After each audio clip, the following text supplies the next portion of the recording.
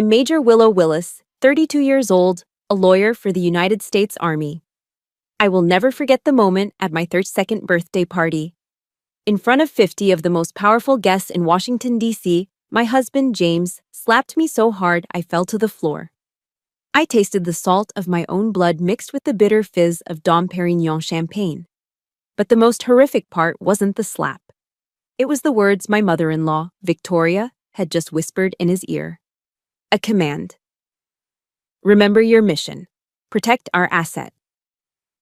Asset. That's all I was after 5 years of marriage. They didn't know, in that moment, my soft chuckle. That was the starting pistol for their downfall. Let me know where you're watching from and hit subscribe if you've ever been turned on by family when money got in the way. The morning of my 32nd birthday began with a countdown clock hitting 0. I was sitting at my desk in our Arlington penthouse, the 7 a.m. sunlight glinting off the Potomac. Across the river, the Pentagon stood sharp and defined, a perfect, 5-sided symbol of order. It's where I worked. It's where I belonged. It was a world of logic, of regulations, of consequences. This place, this was not that world. This was the opposite. This was a war zone disguised as a luxury home. My screen glowed with the email I'd been waiting for. It was from the Harrington Family Trust. I scrolled past the legal jargon to the one sentence that mattered. Requires continuous marital status for no less than 5 years to satisfy the legacy provision. I checked the date on my monitor. Today, 5 years, to the day. 1,825 days of patience. 1,825 days of gathering intelligence. My fingers moved with practiced precision. I wasn't a wife, I was an operative. I encrypted the email, along with its metadata, and routed the package to a secure off-site server. A server Victoria Harrington, with all her defense contractor resources, didn't know existed. The woman who monitored her entire family couldn't monitor me. Not really. At West Point, they teach you discipline. In my advanced JAG training, they teach you the law. But in SEER school, survival, evasion, resistance, escape, they teach you how to endure. They teach you how to wear a mask while being broken, how to resist, how to wait for the one single moment to escape. My marriage had been a 5-year SEER exercise, and tonight the operation was coming to an end.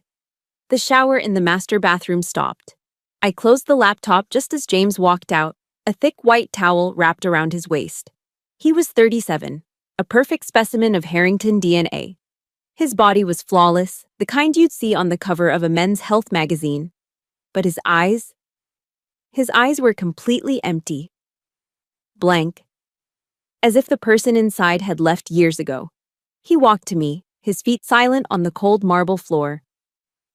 He stopped exactly 3 feet away and recited, "Happy birthday, Willow." He leaned in and gave me the kiss he'd been programmed to deliver. It was mechanical. His lips were cool, dry, and pressed against mine for exactly 1.5 seconds. It wasn't a kiss, it was a report being filed. I responded with the trained warmth I'd perfected over 60 months. I smiled, letting my eyes crinkle just enough. "Thank you, James." Inside, I felt the familiar, bitter cold. This was the worst part of it all. The daily betrayal. Not the affairs I knew he had, those were just distractions. The real betrayal was this. The man I had fallen in love with 6 years ago, the man who was warm and a little rebellious and laughed at my military seriousness, was gone. He had been killed in action. This was just an asset, a replacement. "Mother is very excited about the party tonight," he said, his voice a smooth, pleasant monotone. He was already looking past me, toward his closet. "I am too," I lied. "Good. She wants you to wear the blue Valentino. She said it would be perfect." There it was, the first order of the day. Not from him, but through him. Willow the soldier noted the intelligence. Willow, the wife, felt the small, sharp pain of recognizing that her husband was nothing more than a high-functioning puppet. He only reacted to signals from Victoria. I needed to get to my safe room. I stood up. I'm going to get dressed. James just nodded, already selecting a tie. I walked into my walk-in closet, or, as I called it, the safe room. It was the only place in this entire 10,000 square foot penthouse that Victoria couldn't see or hear me. When we first moved in, my counter surveillance training kicked in. It took me 2 weeks to find all of Victoria's devices. They were sophisticated, paper-thin microphones behind the drywall, pinhole fiber optic cameras in the smoke detectors and air vents. A normal person would have been terrified. I was just disappointed in her tradecraft. I didn't remove the bugs. Amateurs remove bugs. Professionals feed them. Using a signal repeater and a simple audio looper, I created a fake data loop for the closet. For the last 4.5 years, anyone monitoring the feed from my closet saw and heard the same 10-minute recording. Me humming, zipping a dress, and spraying perfume. I shut the heavy oak door. I was finally alone. I walked past the rows of designer clothes, the armor Victoria bought for me, to the back wall. Behind a false panel holding my shoe collection, I pressed a hidden release. The panel clicked open, revealing a small biometric safe. My fingerprint unlocked it. Inside was my real arsenal.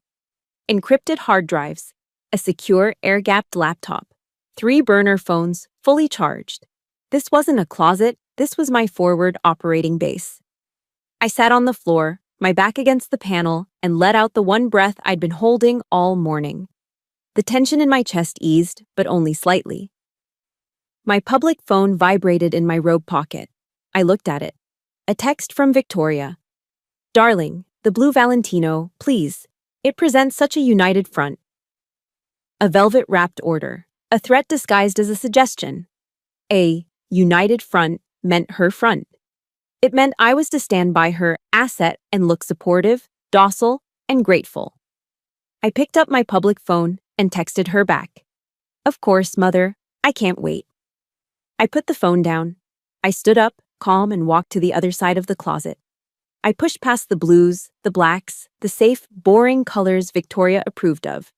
I stopped at a garment bag at the very end. I unzipped it. Inside, a dress hung waiting. It was a Dior.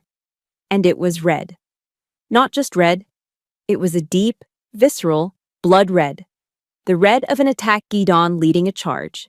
The red of arterial spray. Tonight was not about a united front.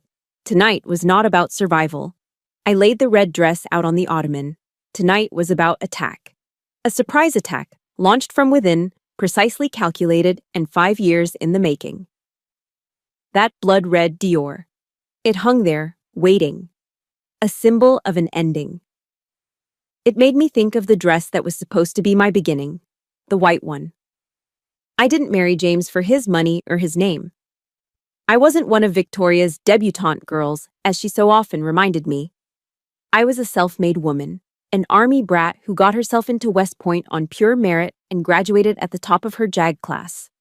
I had my own career, my own mission. Then I met James.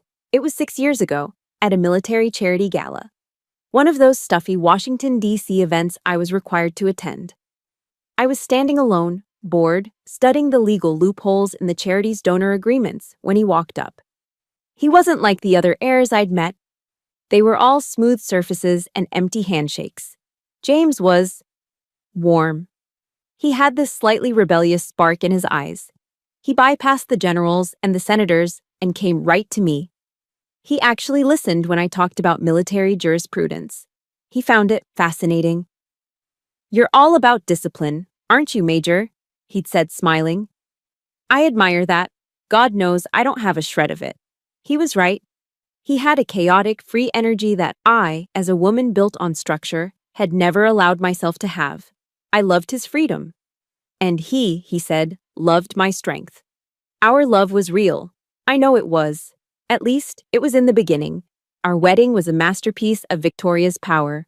A sprawling, obscenely expensive affair at a historic Virginia estate. Every detail was curated, not for us, but for Forbes magazine. Victoria herself was magnificent in a custom gown. But her eyes, when they looked at me, were as cold as the ice sculptures. I remember standing at the reception, my hand in James's. It was time to cut the cake, a 7-foot-tall monster. James picked up the silver knife, and for a second, he hesitated. He looked at me and gave me that real, rebellious smile, as if he was about to smash the cake in my face. I saw Victoria move. She glided up to him, a vision of the perfect matriarch. She put her arms around him from behind, a loving embrace for the cameras, and she whispered something in his ear. I watched it happen. I watched the man I loved disappear. His smile vanished. His shoulders straightened. His grip on the knife became rigid. He turned from me, faced the cake, and executed a perfect, precise, sterile cut.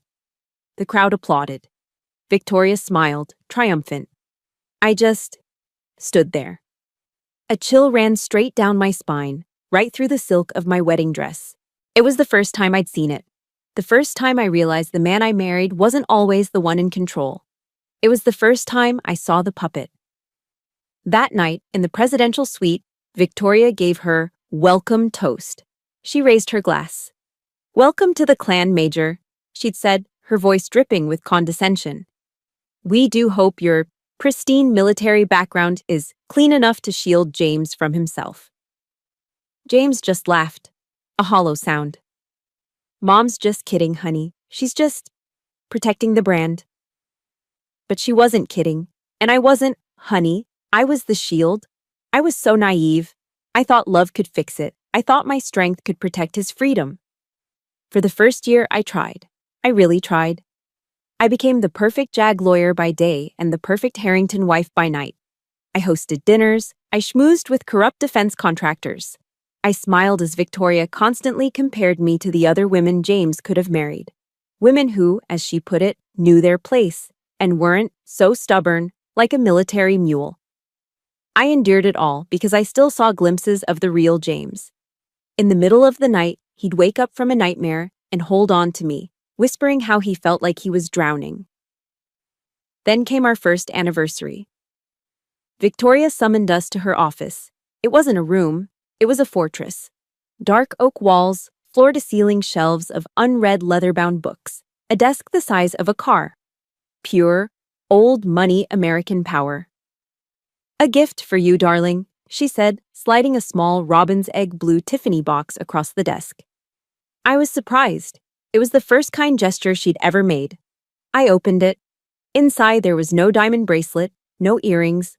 There was a pen, a single, heavy, black and gold Mont Blanc pen. A little something, Victoria said, her eyes gleaming. For signing the post-nuptial trust documents.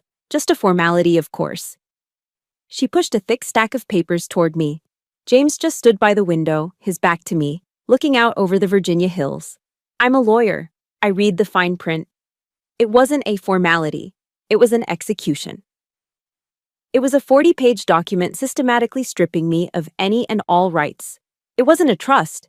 It was a contract stating that in the event of a divorce, I would receive nothing. And, more importantly, I would be bound by a non-disclosure agreement so severe I could be jailed for telling the truth. I looked up from the paper, my blood running cold. Victoria, this is prudent, she snapped. I looked at James. James? He finally turned. His face was pale, his eyes distant. It's just paperwork, honey. Just sign it, for the family. It's a special kind of pain, isn't it? When the person who is supposed to love you most looks right through you. If you've ever felt like your love or your hard work was treated as just paperwork, support this story with a like and comment the word unseen below. I didn't sign it. That was the first time I openly defied her. The war began that day. The final straw, the moment my love died and my mission began, was 3 months later. I came home early from the Pentagon. The house was quiet. I found James in the media room, sitting in the dark, staring at the blank television screen. No, not blank. It was playing a video. It was just static in flashing geometric shapes and a monotone voice reading numbers.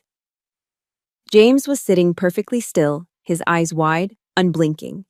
He was in a trance. A file on the table next to him was labeled Dr. T. Whitley, Weekly Maintenance. I backed out of the room, my heart hammering against my ribs. That night, my operation began. I didn't cry. I got angry. I used my training. I swept my own house for bugs. I found them. I built my safe room. And I started digging. It took me 6 months to find the truth. Project Sentinel. It was all there in Victoria's hidden server. A systematic behavioral conditioning program she and Dr. Whitley had started on James when he was just a child, right after his real mother died. A program designed to protect the Harrington legacy from emotional weakness. They hadn't just influenced him, they had programmed him. I realized I hadn't married a man. I had married a project. And my pristine military background, it was just the new upgraded firewall they'd acquired to protect their most valuable asset. I stopped trying to save the man I loved. He was already gone. I started a new mission, to liberate the prisoner of war he'd left behind, and to burn his jailers to the ground. The moment I read the words, Project Sentinel, the wife in me died. The soldier took over. My mission parameters were set. The objective, total liberation. The timeline, 5 years. And so, my double life began. It became a rhythm, a precise, exhausting drill. By day, I was Major Willow Willis, JAG Corps. I'd drive my government-approved sedan to my office at the Pentagon, salute the flag, and spend my days navigating the complex, bureaucratic world of military procurement. The irony was almost suffocating. I was reviewing billion-dollar defense contracts for fraud, all while married to the king and queen of it. But I used my position. I studied their methods. I learned how Harrington Defense hid their money, how they moved assets, how they used shell corporations and subcontractor loopholes to make themselves invisible. I was using my security clearance to, in effect, build the case against my own family. Then, at 1800 hours, I'd drive back over the bridge from DC to Arlington. I'd swap my uniform for a Lululemon set, and I'd become the perfect, supportive wife. I'd be in the kitchen, searing a filet mignon. Medium rare, just how Victoria told James he liked it, when he'd walk in. I'd smile, I'd ask about his day at the office, a job I knew was just a title. He'd give his programmed one-sentence answers, and all the while, a tiny thumbnail-sized USB drive, disguised as a piece of jewelry on my keychain, would be plugged into his personal laptop on the kitchen counter, silently cloning his hard drive while he drank his single glass of scotch. It was this isolation that wore me down the most. Attending those lavish DC dinner parties, my hand resting on the arm of my empty husband.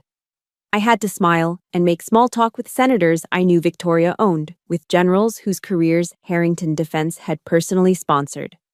I was smiling at the very people who were complicit in the corruption, laughing at their jokes while knowing my husband was being controlled in the next room, and that I was the only one who knew the truth. It was a crushing, lonely burden. But the soldier in me focused on the mission. My safe room, the closet, became my command center. Night after night, for 5 years, I pieced together their empire.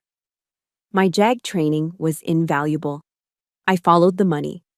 It led me to a shell corporation in Delaware, the most anonymous state in the Union to hide a company.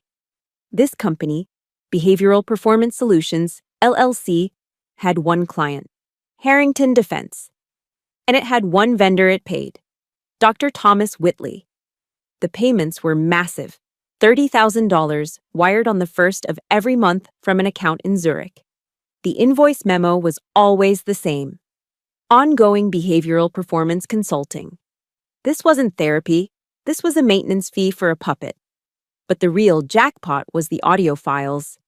Buried deep on a backup server, I found recordings of Victoria's family board meetings. I listened, my blood turning to ice as they discussed me. They talked about the 5-year trust deadline. I heard Victoria's cold, clear voice discussing the risk of James's original personality re-emerging. We need to reinforce his conditioning, her voice said on a recording from 2 years ago. Increase Dr. Whitley's sessions. I will not have 5 years of work undone by an emotional relapse. Secure the asset. Then, we deal with the major. They weren't just waiting out the clock. They were planning a new offensive, and I was the target. I became more reckless. I needed more. I started digging into the corporate servers, not just James's laptop. That's when I almost got caught.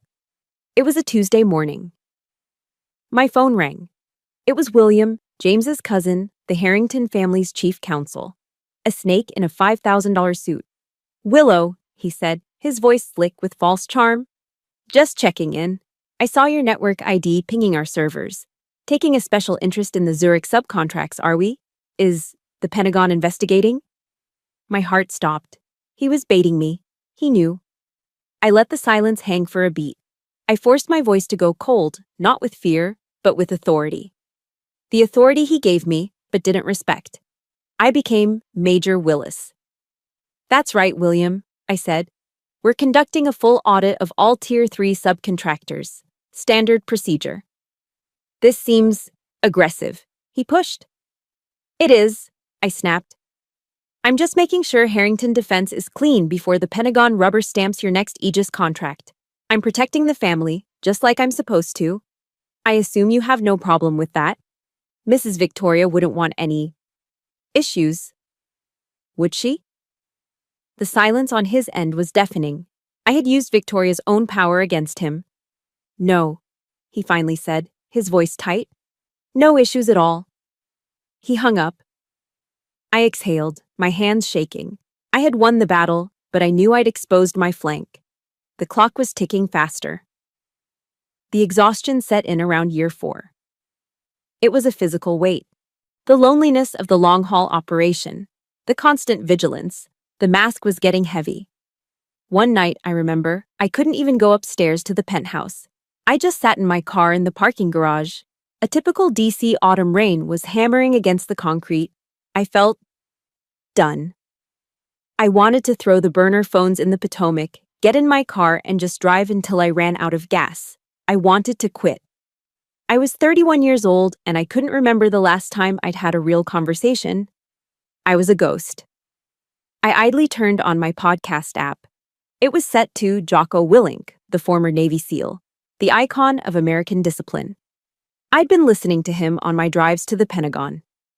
His deep, rumbling voice filled the car. He was reading a letter from a listener who said he was tired, worn out, and losing the fight. Jocko's reply was simple. "You tired? You sore? You beaten down? Good. That means you're in the fight. That means you're still pushing. Good." A single word. It hit me like a physical blow. I wasn't tired. I wasn't broken. I was in the fight. I wasn't enduring. I was training. The last 4 years hadn't been a prison. They'd been a crucible. They'd been forging me into the weapon this family had always feared I was. Discipline equals freedom. I took a deep, steadying breath. I put the car in park and shut off the engine. The rain hammered on. I wasn't a victim. I was a major in the U.S. Army. I got out of the car, my spine straight. I restarted my campaign. The Jocko podcast reset my clock. The mission was still active, but the parameters had to change. I had spent 5 years on defense, on endurance. But after William's phone call, I knew they were actively hunting me. My timeline had been accelerated. I couldn't just survive the 5-year mark, I had to win. And I couldn't do it alone. A soldier who goes on a mission without support is a fool. I had the evidence, terabytes of it, but I was a major. Victoria Harrington was a shadow general. She owned politicians. She had half the Pentagon on her payroll. If I went public, she would bury me, discredit me as a scorned wife, and the evidence would disappear into a black hole of national security. I couldn't go public. I had to go internal.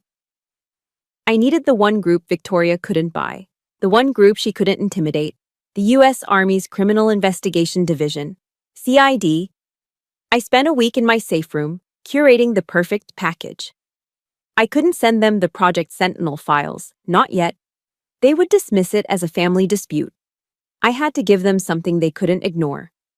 I compiled a 90-page file focused on one thing: contract fraud. I detailed the Zurich shell corporations, the illegal wire transfers, the kickbacks on the Aegis drone program. I laid out, in precise, legal, undeniable detail, how Harrington Defense was defrauding the U.S. government. I signed it, a concerned officer. I sent the encrypted package through an anonymous dead drop server. I routed it to only one man, Special Agent Mark Spector Davison. I knew his reputation. Everyone at the Pentagon did. Spector was a ghost, a quiet 48-year-old widower who had spent his life in the shadows of military justice. His father had been a sergeant major. They said Mark Davison was the last true believer, a man who couldn't be bought, bribed, or bullied. 3 days later, I got a reply on my burner phone. A single message. Tomorrow, Euro 600, ANC, Arlington National Cemetery. It wasn't an office, it wasn't a coffee shop. It was a place of honor, a place where you couldn't lie. At dawn, the air was cold and sharp. I was in my full Class A uniform, the green service uniform. Mark was waiting for me just inside the gates, standing by the headstones of the service members from the most recent wars. He was a civilian, but he wore his suit like a uniform. He had a deep sadness in his eyes that I recognized, the look of a man who has seen too much.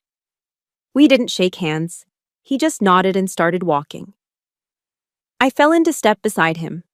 We walked in silence for 5 minutes, the only sound our polished shoes on the wet pavement and the distant sound of taps being played for a funeral. The rows of simple white headstones stretched out in perfect, disciplined lines. He finally spoke, his voice low. "Your package is impressive, Major, meticulous. You've got a slam-dunk case on the contract fraud." He stopped and turned to me, his eyes searching mine. "But it's incomplete. You didn't build this file because you're a concerned officer. You built it because you're pissed. This file is personal. It's missing the why." I stood there, at attention, in the most sacred ground in America. He was right. He was testing me, not as a lawyer, but as a person. And I knew, in that moment, I had to make a choice. Trust no one, or trust this one man. I took the gamble. Because they are doing to the U.S. government exactly what they are doing to my husband. His expression didn't change, but his eyes sharpened. Victoria Harrington, my mother-in-law. She programs him. My husband, James. He is a victim. They are using psychological conditioning to control him, to protect their legacy. The man I married is a prisoner of war. And I am too. I said it. The whole truth. My voice didn't shake. It was the simple, cold, unvarnished truth. Mark stared at me.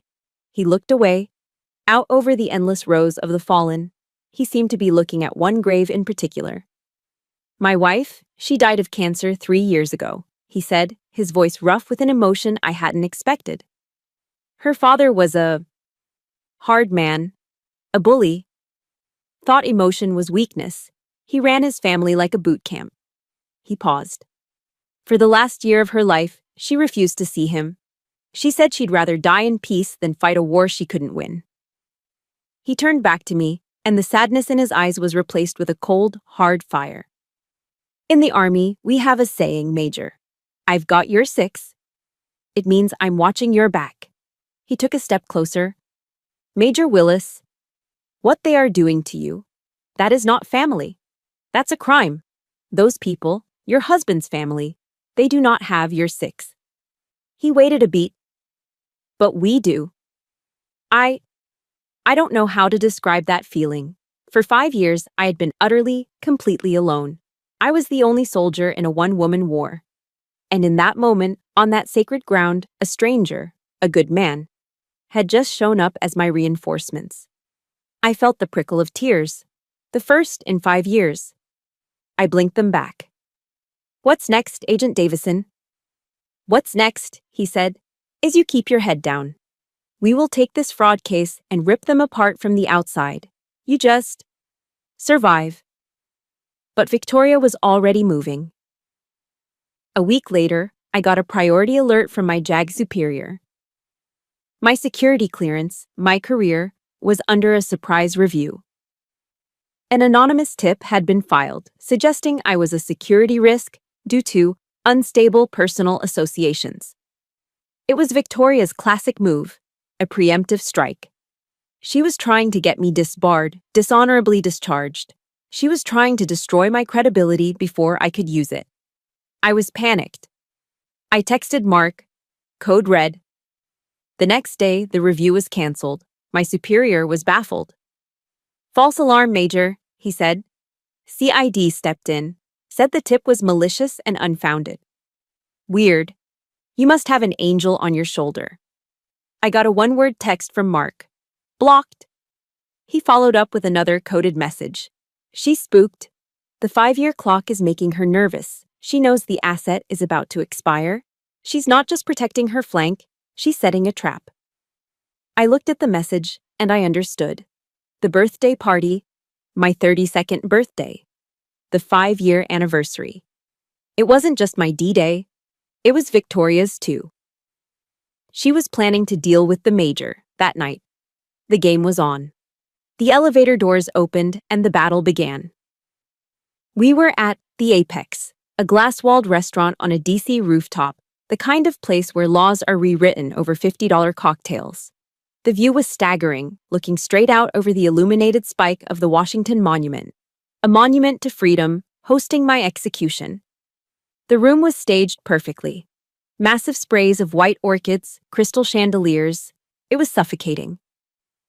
James was silent beside me, his hand on my back, a rigid, cold weight.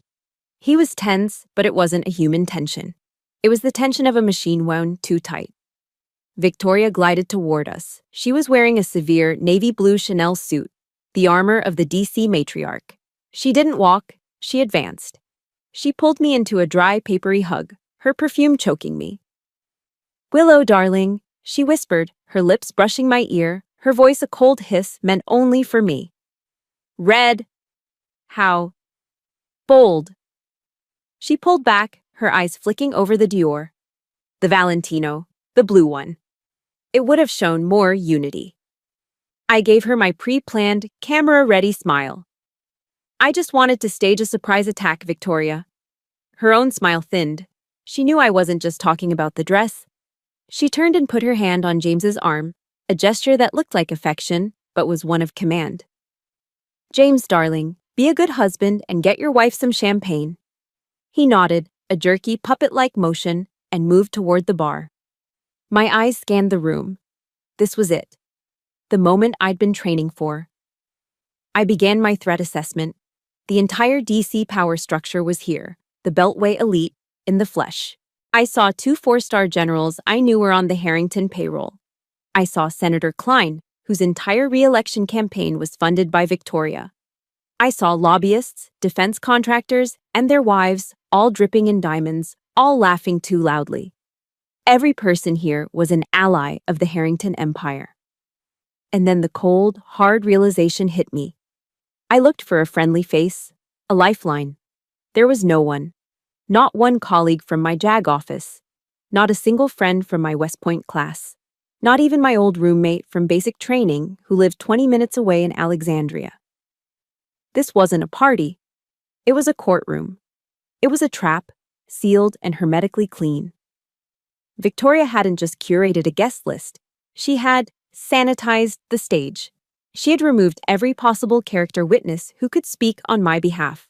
I was utterly, completely, and strategically alone. Willow, happy birthday! A voice, slick as oil, slimed its way into my ear. It was William, the family's legal counsel, the snake. He was holding 2 glasses of champagne, and right behind him was the architect himself, Dr. Thomas Whitley, the puppet master. A word, doctor? William said, nodding to Whitley as he handed me a glass. I didn't take it. They thought I was out of earshot. They stepped near a jazz trio that was playing, using the music for cover. I was trained in counter-surveillance. I know how to read lips, and I know how to move. I drifted closer, pretending to admire the view. Unstable, Whitley was murmuring, his back to me. I warned you, William. Accelerating the protocol this fast risks destabilizing the asset completely. He just needs to last the night, William hissed. After tonight, she's gone. Victoria has the... Gentlemen. They both spun around. I was standing right there, my smile frozen in place. William recovered first, his politician's smile snapping back. Willow, just telling the good doctor here how lucky James is to have him. Dr. Whitley, however, looked pale. He looked like a man who had just seen a ghost. I looked straight at him, my voice light, conversational, but loud enough for the people nearby to hear. Oh, I agree. Dr. Whitley, I've always wanted to ask about your intensive coaching methods. You're a miracle worker. I leaned in, my voice dropping to a conspiratorial whisper. How do you do it? How do you get James to be so wonderfully efficient? His smile was a rigid, terrified grimace. He knew in that second that I knew everything. He saw the predator he'd helped create. Before he could answer, a sharp ting ting ting cut through the air. Victoria was standing by the microphone, tapping her champagne glass. The room fell silent. Thank you all for coming, she said, her voice amplified, resonating with power. She was in her element, the queen on her throne. We are here to celebrate my wonderful daughter-in-law, Major Willow Willis. Her eyes found me, a spotlight pinning me in place. Willow has been a rock, she continued. So loyal, so discreet. In her 5 years with our family, she has shown such a profound commitment to our legacy. It was a speech, but it was also a warning, a message to everyone in the room. She is ours. She is under control. It was a performance of ownership. I felt sick. I looked over at James. He was standing near the stage, his expression blank. My last, stupid, fragile piece of hope flickered. Come on, James. The real James. Be in there. See what she's doing. See me. But he wasn't looking at me. He wasn't looking at his mother. He was staring at the table in front of him, and his fingers. His fingers were tapping.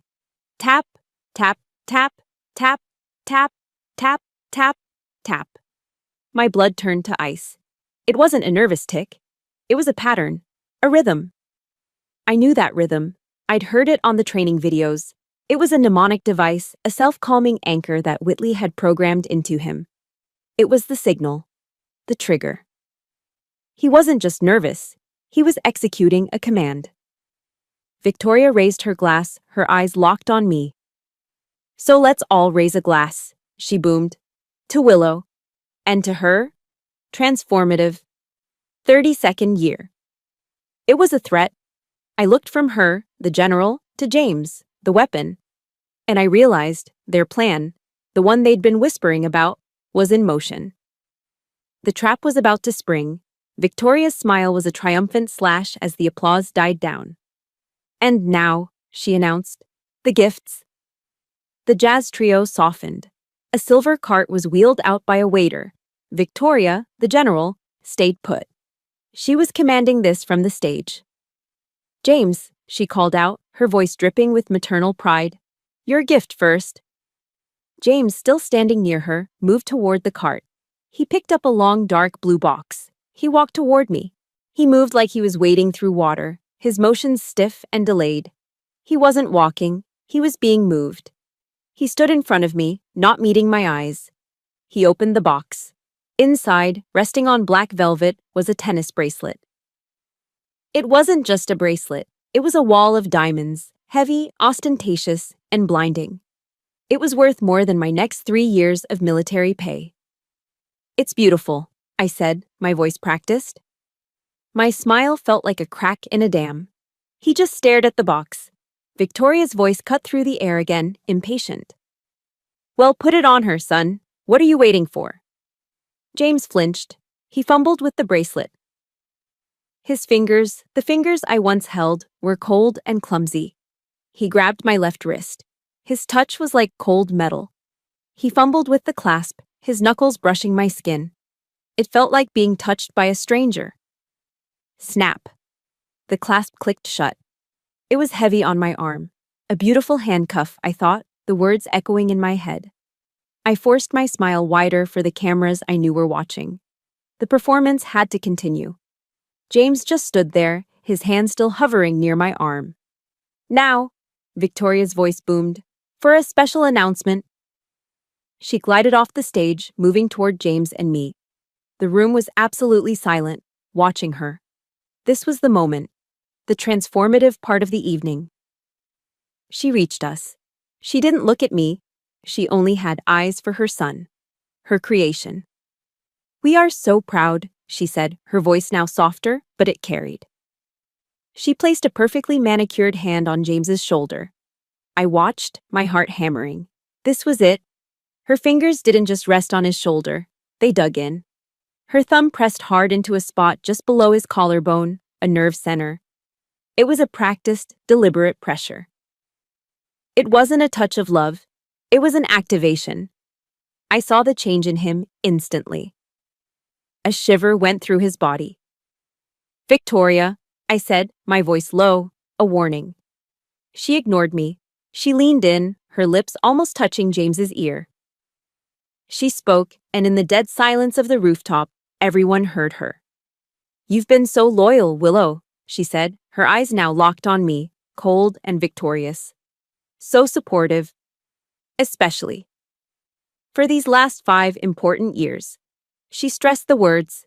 It was a signal. The contract was complete. And then she turned her lips back to James's ear. A whisper, but a whisper I was trained to hear. A whisper I felt in my bones. Remember your mission, son, she hissed. Protect our asset. Asset, not our family, not our honor. Asset.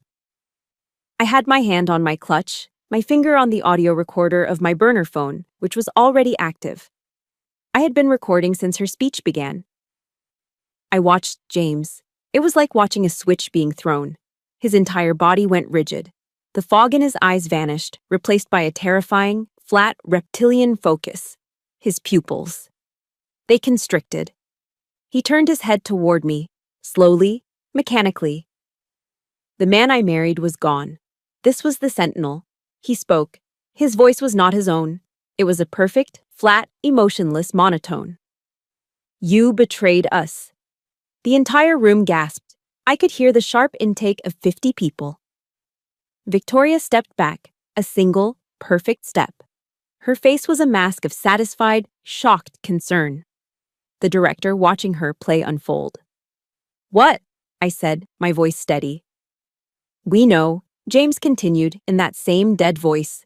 We know about your investigation. Another gasp from the crowd. I saw William and Dr. Whitley standing together, watching. They were the stagehands. We know about the files, James said. He was accusing me. He was painting me as the villain. The unstable, traitorous wife. This was her plan. This was the trap. This was how she would deal with the major. And then, his arm swung. It moved so fast. Not with the sloppy anger of a human, but with the high-velocity, programmed precision of a machine. Thwack. The sound. It was the loudest thing I'd ever heard. It was sharp, wet, and final. It echoed across the rooftop, silencing the jazz music, silencing the DC night.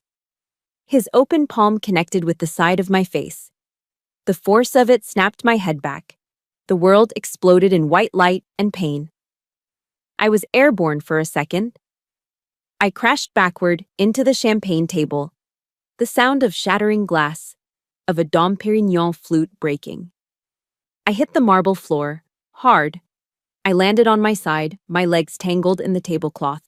The red Dior dress, now soaked with spilled champagne. My ears were ringing. The pain was a dull roar. But I could feel something else, something warm. I put my hand to my mouth. I tasted it. Salt and copper. Blood. The room was absolutely, completely, dead silent. I lay there, on the floor, for what felt like a lifetime. 1 second. 2 seconds. 3. And in that silence, I heard a new sound. Dozens of them. Click, click, click, click, click. I looked up from the floor, every single person in the room. The generals, the senators, the lobbyists, their wives. Every single one of them had their phone out. And they were all recording me. If you have ever been the one on the floor, the one everyone is staring at, hit that like button to show Willow your support. And if you've ever felt that kind of betrayal, comment with one word: silence.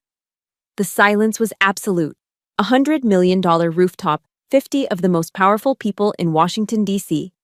And the only sound was the distant city hum and the click, click, click of phones capturing my humiliation.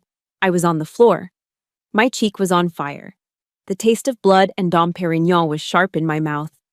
And in that dead, agonizing silence, I started to laugh. It began as a chuckle, a small private sound from my chest. It was a laugh of pure, unadulterated adrenaline, a laugh of realization. Victoria's face, which had been a mask of perfect, concerned horror for her audience, froze. This was not in her script. The victim is supposed to cry. The victim is supposed to be broken. My chuckle grew, bubbling up, echoing in the stunned silence. I pushed myself up to a sitting position. The red Dior dress was torn at the hip, soaked. I didn't care. I looked straight at Victoria, and I laughed. A full, clear, controlled laugh. Victoria's eyes narrowed, the mask slipped. She knew she had just made a fatal, tactical error. As I sat there on the floor, a quote flashed in my mind, a line we'd studied at West Point from Psalm 144. Blessed be the Lord my strength, which teacheth my hands to war, and my fingers to battle. Victoria thought she was fighting a wife. She had forgotten she was fighting a soldier. Oh, Victoria, I said, my voice ringing out, clear and strong. I got to my feet. I didn't accept a single helping hand. I stood tall in my ruined dress, and I slowly, deliberately, wiped the blood from my lip with the back of my hand.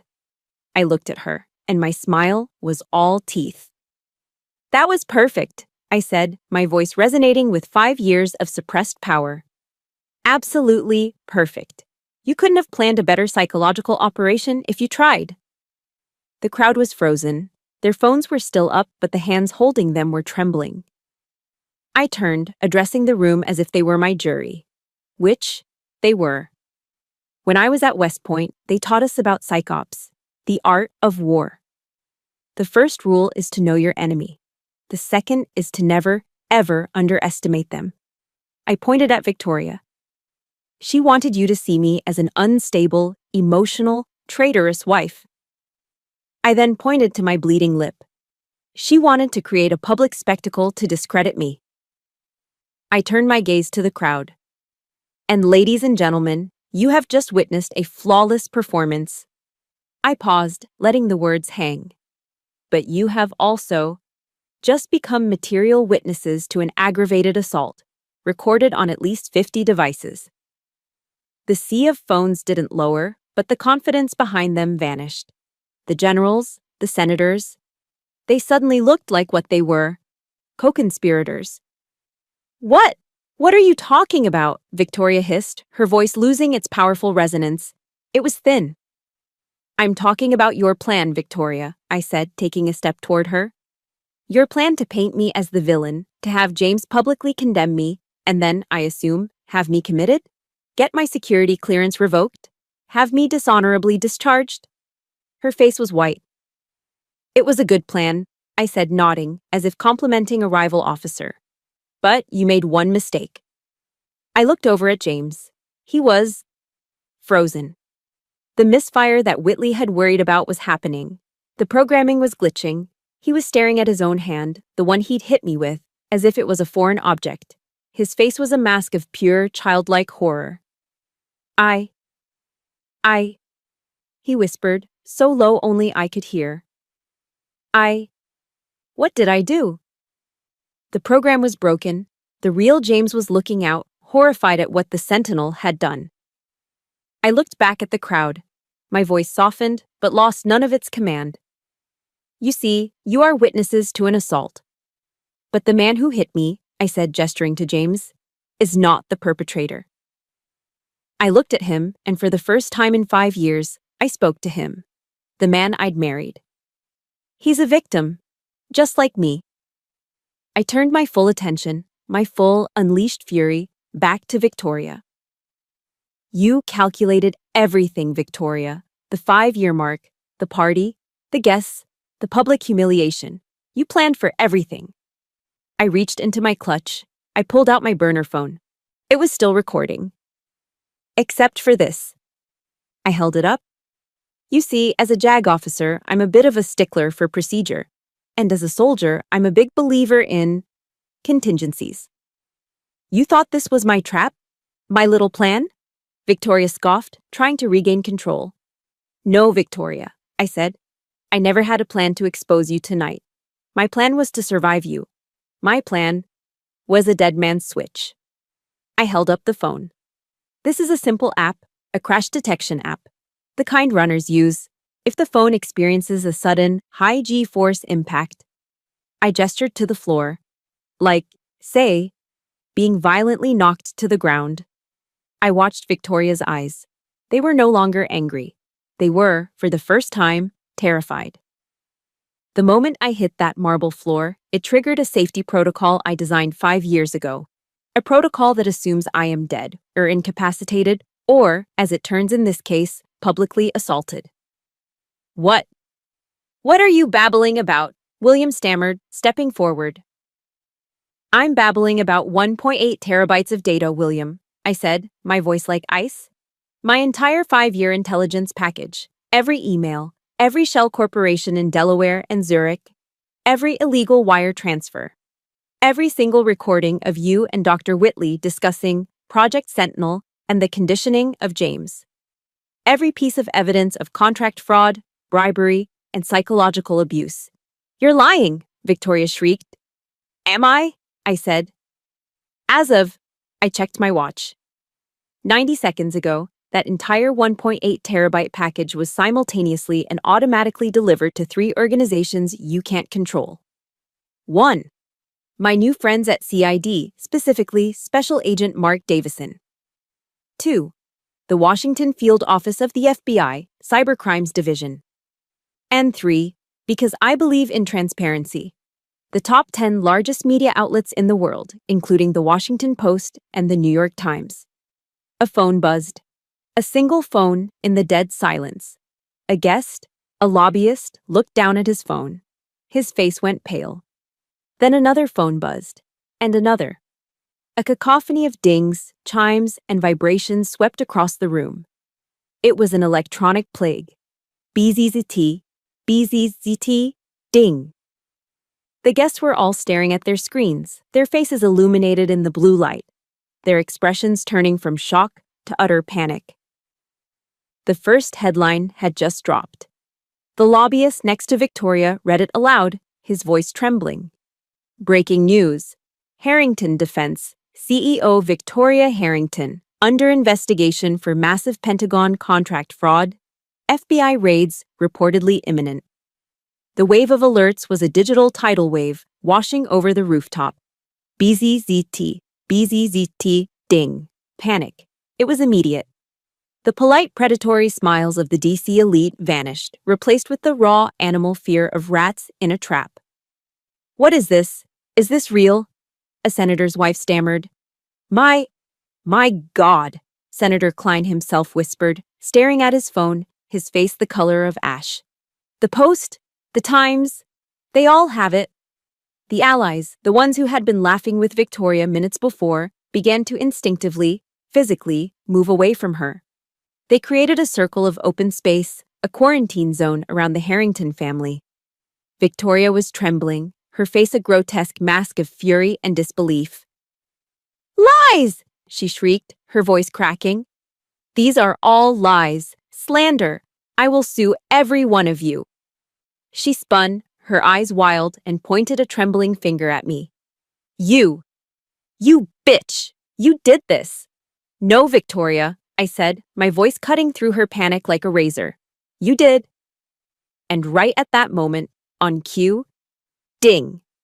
The sound of the private elevator. Every head on the rooftop snapped toward the doors. The music had stopped. The only sound was the frantic buzzing of phones and Victoria's ragged breathing. The brushed steel doors slid open. 3 men stood there, all in dark, identical government-issue suits. But the man in the lead was not in a suit. He wore his Army CID windbreaker, and his face was carved from granite. Special Agent Mark Spectre Davison. He stepped out onto the rooftop, his eyes scanning the scene. The shattered glass, the blood on my lip, the panicked crowd, and finally, me. He gave me a single, barely perceptible nod. "Ladies and gentlemen," Mark announced, his voice the calm, authoritative boom of a man who cannot be bought. "This is now an active federal crime scene. No one leaves." "What is the meaning of this?" Victoria finally roared, finding her footing. This, she understood, a show of force. She stepped forward, trying to muster her authority. "Agent Davison, is it? Do you have any idea who I am?" It was the classic, pathetic defense of the DC powerful. Mark didn't blink. He took a step toward her, his gaze unwavering, and he delivered the line that shattered her world. "Yes, ma'am, we know exactly who you are." He nodded to the two FBI agents behind him. "That's why we're here." He held up a small badge.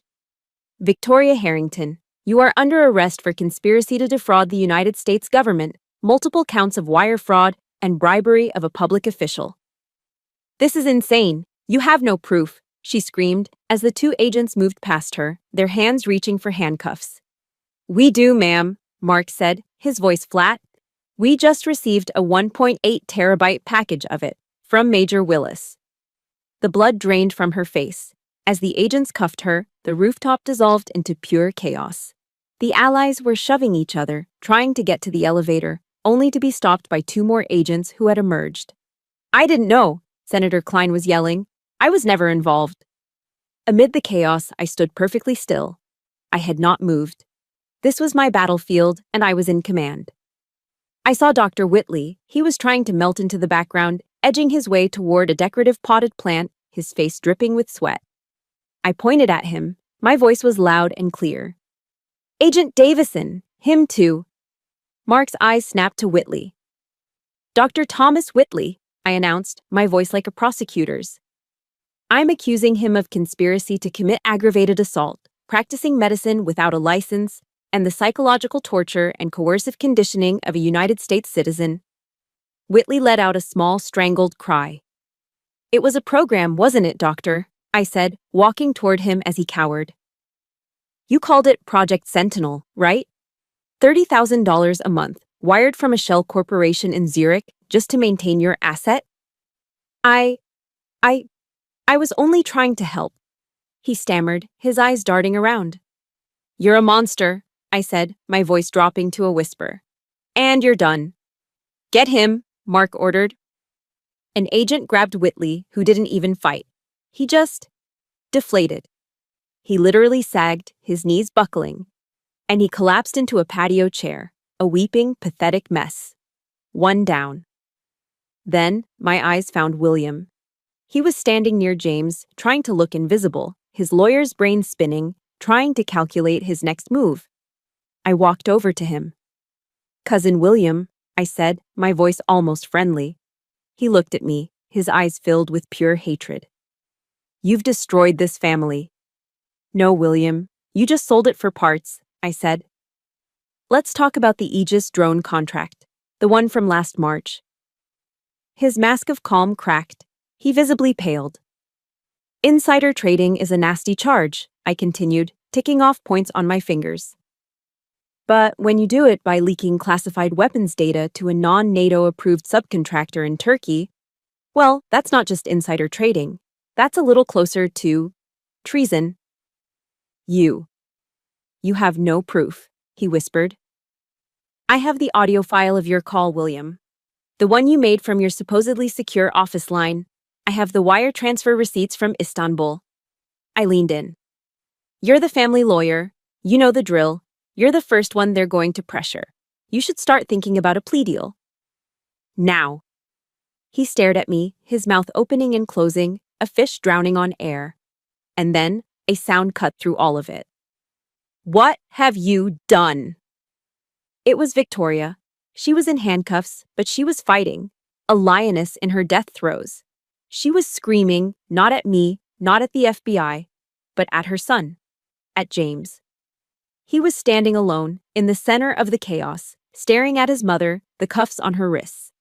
The programming was shattered, and he was just lost. James, you were supposed to stop her. You were supposed to be strong, Victoria shrieked, her voice raw with a despair that had nothing to do with the FBI and everything to do with her failed project. I built this for you. I gave you structure. James looked at her, and for the first time in 5 years, the fog was completely gone. The real man was there, and he was broken. He asked her a question, a simple, quiet question that cut me deeper than the slap. Why? He whispered, his voice trembling. Just, why? What? What am I to you? He wasn't asking as a husband, he was asking as a son. Victoria stopped struggling. She stared at her son, her creation. And in that moment, in her desperation, her mask of the cold, calculating CEO dissolved, and the true, terrified, monstrous tyrant was revealed. She lost all control. What are you? She jailed, her voice a guttural scream that echoed across the DC skyline. You're weak. You were always weak, just like him. She was spitting, her face contorted in pure, unfiltered rage. It needed structure. It needed to be controlled. The Harrington legacy had to be protected from its own weakness. The confession. The entire rooftop froze. The FBI agents, the cowering guests, William, Whitley, everyone. They all heard it. The final admission. She hadn't been protecting her son. She had been protecting the legacy from her son. He was never the heir. He was the flaw. James just broke. A sob tore from his chest. I looked at Mark. He nodded. Justice, finally, had been served. Victoria's final, monstrous confession hung in the air, thick and toxic, poisoning the rooftop more effectively than any nerve gas. Her shriek, it needed structure, echoed and then died, leaving a vacuum of pure, horrified silence. The spell wasn't just broken, it was annihilated, and in that vacuum, the rats began to scramble. I want to cooperate, a voice stammered. It was Dr. Whitley. He was still sitting in the patio chair, but he was already trying to save himself. She forced me. She threatened my license, the Sentinel project. It was all her design. I have notes. I can testify. You liar! William Harrington spat, his lawyer's brain kicking back in, seeing the first mover advantage for a plea deal. You were the architect. You bragged about it. Agents, he said, turning to the FBI. I am the family's legal counsel, and I am formally stating that Dr. Whitley's methods were unorthodox and performed without full corporate consent. I was just investigating him myself. It was disgusting. The Great Harrington Alliance, the bond of elite criminals, dissolved in less than 30 seconds. They were flipping on each other before the elevator doors had even closed. The other guests, the senators and lobbyists, were a different kind of animal. They weren't scrambling. They were fading. They tried to just disappear, to blend into the shadows, to slip out the emergency stairs. But Mark had been prepared. No one leaves, he'd ordered. And now the rest of the FBI team was moving, not with aggression, but with cold, bureaucratic efficiency. Sir, we'll need your statement. Ma'am, please wait over by the bar. Your phone, sir. We'll need to secure all video evidence of the assault. The party was over. The great and powerful were reduced to witnesses, trapped, their faces pale in the flashing red and blue lights that had just begun to reflect off the building's glass facade from the street below. I watched the chaos. The adrenaline was gone, draining out of me so fast my knees felt weak. It left behind a vast, cold emptiness. I felt exhausted. Like I had been holding my breath for 5 years and had just, finally, exhaled. My head throbbed where I'd been hit. My lip was swelling. My dress was ruined. I had won. But I had never felt less like a winner. My eyes found him. In the middle of the chaos, James was on the floor. He hadn't been arrested. He wasn't a rat. He was just gone. He was sitting on the marble, his back against a wet, broken patio table, his arms wrapped around his head, rocking back and forth. He was whispering. He was muttering things, fragments of memories like a broken radio picking up lost signals. The boat, Lake Anne. She said it was too slow. Don't be slow, James. My dog Buster, he got sick. She said he was defective. Defective? His voice was thin, reedy. It was the voice of a 10-year-old boy. The conditioning, the Sentinel program, had been shattered by the night's trauma. But what was left underneath wasn't the man I'd married. It was the broken child he'd been built on top of. My heart ached, not with love, not anymore, but with a profound, soul-crushing pity. He was the primary victim. He was just the first. I walked through the chaos. An FBI agent tried to stop me. "Ma'am, we need your—" Mark put a hand on his arm. "Let her go. She's the victim and the lead witness." I stopped in front of James. I didn't sit. I didn't kneel. I kept my distance, a few feet. He looked up at me. His eyes, the blue eyes that I had fallen in love with 6 years ago, they were clear. They were finally, terribly clear. And they were filled with an ocean of agony. "Willow," he whispered. His real voice, the one I hadn't heard in years. "Willow, I hit you." It wasn't a question. It was a statement of dawning, unbearable horror. I hurt you," he said, his voice cracking. Tears were streaming down his face, mixing with the champagne on his cheeks. "Oh God, Willow. What she made me. I'm so sorry." He reached a trembling hand out to me. Not to hold me, just a plea. This was the moment. The most dangerous moment of all. The moment the victim I loved was asking for help. The moment my heart, the woman I used to be, wanted to forgive him, to hold him, to tell him it would be okay. But the soldier knew better. I did not take his hand. I stayed standing, just out of his reach. A boundary. My voice was gentle, but it was firm. It was not the voice of his wife. "Yes," I said. "You did." His face crumpled. "The man I met, the one at the charity event," I said, my voice quiet. "The one who loved talking about obscure history and hated his own lack of discipline." A small broken laugh escaped him. "I remember him," he whispered. "He was real," I said. "What we had, the beginning, that was real. I saw the signs of him trying to get out, before they reinforced the program." He looked up, desperate. "Willow, what now? What happens to me? What do I do?" I looked at this broken man, the shell of my husband, and I made my choice. "Now, you begin your journey, James," I said. "You start the fight, the real one." I can't," he whispered.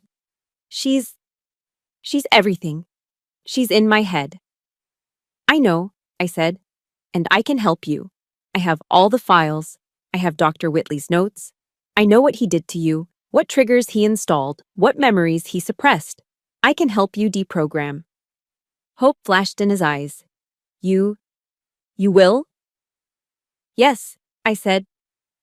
I took a single, deliberate step back. "I will help you. As Major Willis of the U.S. Army JAG Corps, I will testify on your behalf. I will give your lawyers all the evidence they need to classify you as a victim of long-term coercive control. I will help you as an officer, but not as your wife. That is over." The word wife hung in the air between us, and we both knew it was the end. He understood.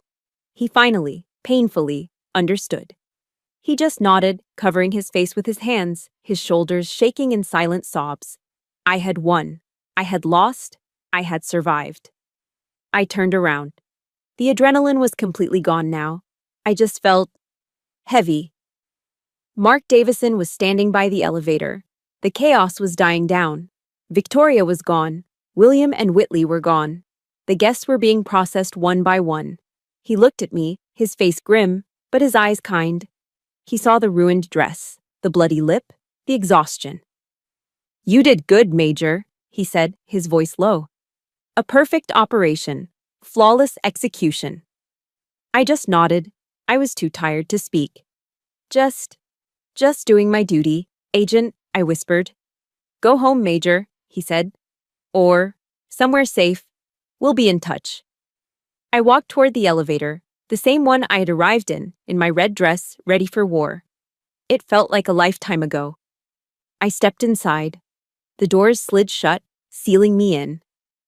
And as the elevator began its smooth, silent descent, I was finally, completely, alone. I left the penthouse, the flashing lights, the broken champagne glasses, and the entire smoldering wreck of the Harrington dynasty behind me. 6 months. 6 months after I stepped out of that elevator, leaving the war zone of the penthouse behind. The silence that followed was deafening at first, filled with legal depositions, headlines, and the slow, grinding work of untangling an empire built on lies. The adrenaline was gone, the exhaustion was real. But for the first time in 5 years, the air in my lungs felt clean. The scene shift was dramatic. I had left the flashing red and blue lights of the raid, and now I was sitting in the sterile, fluorescent light of a federal courtroom. It was the final day. Judgment Day. I watched Victoria Harrington. The glamour was gone. That was an understatement. She was diminished. The Chanel armor was gone, replaced by a standard-issue beige jumpsuit. Her perfectly coiffed hair was dull, her natural gray roots showing. She looked every bit her 60 years, and she looked small. She had fought, of course. Her remaining lawyers tried every trick, painting her as a tough businesswoman in a man's world, a mother protecting her legacy. It didn't work. The 1.8 terabytes of data were irrefutable. The judge's voice was flat, unimpressed by the legacy of the Harrington name. On the charge of conspiracy to defraud the United States government, on 28 counts of wire fraud, on the charge of bribery, this court finds you, Victoria Harrington, guilty. I didn't feel joy. I just felt a final, heavy stillness. Her sentence came down like a gavel on a coffin, 28 years in a federal penitentiary, with no possibility of parole. A life sentence. The allies, of course, had scattered like the rats they were. The moment the FBI had them, William and Dr. Whitley had cooperated so fast they were tripping over each other to offer testimony. They turned on Victoria, on each other, on everyone to save themselves. It worked to an extent. Dr. Whitley, for his Project Sentinel and psychological torture, received 7 years. His medical license permanently revoked. William, for his insider trading and conspiracy, got 5. The Harrington defense empire was seized by the government. Its assets were liquidated to pay hundreds of millions in fines and restitution. The legacy Victoria had killed for was wiped out in a single morning. The battle was, finally, over. I left the courtroom alone. I stepped out of the heavy wooden doors and into the bright DC sunlight. The noise of the press was instant. Flashes, microphones, shouted questions. Major Willis! Major Willis! I ignored them, my eyes searching. He was there, standing across the plaza, near the steps, just waiting. James. He was thinner, and his eyes, once foggy with conditioning, were clear again.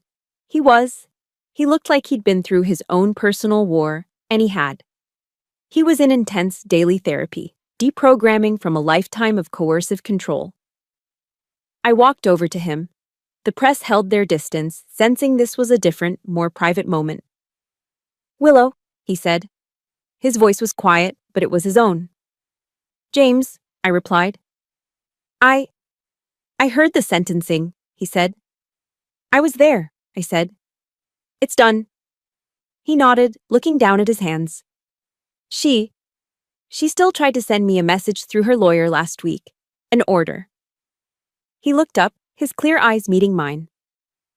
I told the lawyer I told him where he could go. A small, sad smile touched my lips. Good. I wanted to thank you, Willow, he said, for testifying. For explaining that I was a victim, I finished for him. You were. You are. I'm trying not to be, he said, and I heard the strength in his voice for the first time. I'm in treatment. I am digging through a lot of rubble. Decades of it. He took a deep breath. Which is why I wanted to tell you. I've instructed my personal attorneys. What's left of my personal non-Harrington assets anyway? I'm transferring the entire amount to your new project. I was stunned. James, you don't have to do that. I know, he said. That's why I'm doing it. Willow. It was the first real autonomous decision I've ever made in my entire life. There it was, the real victory. Not the prison sentence for Victoria, but this, the first act of a free man. We stood there for a long moment. The love I'd felt for him was gone, evaporated by the trauma. But in its place was a profound, aching respect for the survivor standing in front of me. What now? I asked, just as he had asked me on the rooftop. Now, he said, I continue my journey. And you continue yours. He didn't try to hug me. He didn't ask for a second chance. He just gave me a small, respectful nod, the nod of one soldier to another. Goodbye, Willow, he said. Goodbye, James, I replied. He turned and walked away, disappearing into the crowd, leaving me to face my own future. My future started a week later. I stood on the steps of the Pentagon in my full Class A uniform. The press was there again, but this time I had invited them. My wounds were healed, my hair was tied back in a tight regulation bun. I was not a victim. I was an officer. I was launching my nonprofit. I had taken the name. I had reclaimed it. Today, I said, my voice clear and strong, amplified by the microphones, we are launching the Sentinel Freedom Project. I told them my story. Not the bloody details, but the truth. That I was a survivor of extreme psychological abuse and coercive control. And that if it could happen to a major in the U.S. Army, it could happen to anyone. My new mission, my new legacy, was to provide legal aid, psychological support, and extraction services for those trapped in similar, silent war zones. I ended my speech with the words that had become my new creed. I told them about a speech I admired by a man who understood conflict, Theodore Roosevelt. President Roosevelt spoke famously of the man in the arena, I said, my voice ringing out over the plaza. He spoke of the man whose face is marred by dust and sweat and blood, who strives valiantly, who at the best knows in the end the triumph of high achievement, and who at the worst, if he fails, at least fails while daring greatly. But I am here to talk about another arena, a different kind of soldier. It is a silent battlefield, fought not in stadiums or on foreign soil, but in our own living rooms, in our kitchens, in our bedrooms. It is a war fought in the quiet, desperate spaces of our own homes. In this arena, I said, my voice thick with the memory, there is no crowd. There is no credit. There are no cheers for the winner. There is only silence. Today, I declared, we break that silence. We are not assets to be controlled. We are not property to be managed. We are not weak for feeling. We are the survivors. We are the warriors. We are the soldiers in our own arenas. And from this day forward, we will win. Thank you. Thank you for listening to my story. For 5 years, I fought my battle in silence, but sharing it with you all has been the final step in my healing. I know I'm not the only one who has had to face a silent arena. If this story touched you or reminded you of your own strength, please let me know in the comments. Just writing, I am a warrior, is enough to show your support. Your voices mean the world. And if you believe in the power of breaking the silence, please subscribe to this channel for more stories of survival and of finding your voice.